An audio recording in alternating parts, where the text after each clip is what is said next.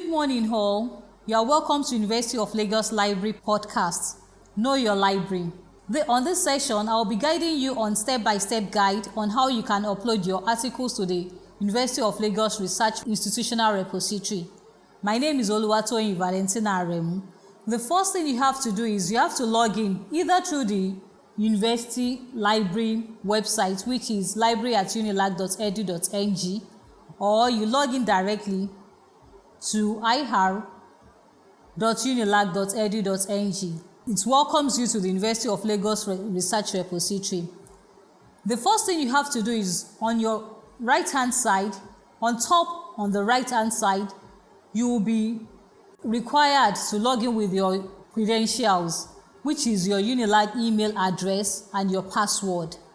Ensure that you use UNILAG email address.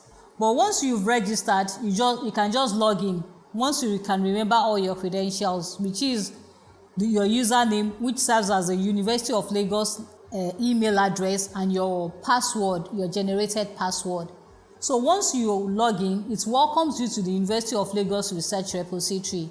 Then you look at your left-hand side. To your left-hand side, there's a logo, an addition symbol, which guides you on how to upload the article. You click on New, and after New, you click the item submenu.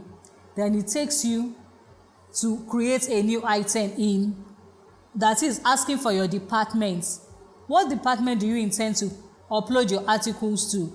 Let's say, for example, accounting and biz admin. So the first thing you have to do is to attach your documents. Before doing that, ensure that you have already checked the research repository to ensure that you have not uploaded the articles before. There are some articles which you could have co-authored with some other people. Once the other authors upload it, it directly covers you, which means you don't have to upload the article again. So I suggest on the search term, you input your surname and search for if you have any article. So once you've done that and you have been able to confirm that the article has not been uploaded before, as I've said, you click on the plus symbol, which is addition symbol. It takes you to item.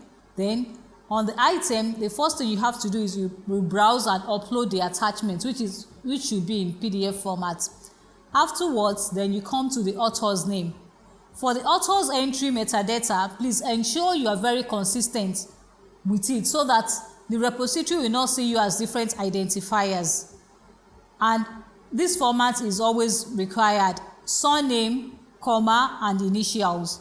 For example, my surname is Barbie and the initials is KN. So that means I write Barbie, comma, K.N or K.N. Whichever applies to you. Just ensure that you are consistent with it so that the repository will not see you as different identities. So after the author, then comes the title.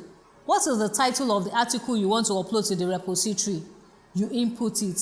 Other titles, that is when you have parallel titles or some other title that you have in other languages aside from English, or if the title is a parallel, it has parallel title.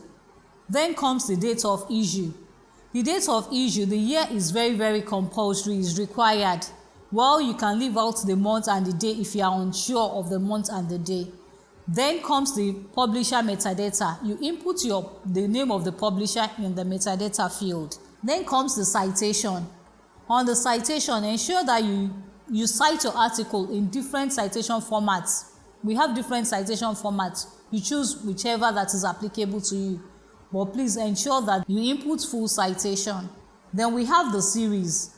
What do we input in the series? That is the name of the journal, while the report number stands for the volume and the number.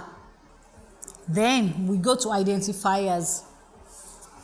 For the identifiers, we have different identifiers. We have to choose whichever is applicable to you. Once you click the identifier, it gives you other options such as ISSN, ISBN, URI. For example, now if I'm inputting a journal, I will have ISSN number. I input the number and then click ISSN as the identifier. If I have a link, direct link of the article, I will input the URL and then click on URI as the identifier. If it is also a book, I click on ISBN and then input the number. Whichever is applicable, you choose. Then for the type, for every scholarly articles, we choose article. And for every conference presentations, you choose presentation.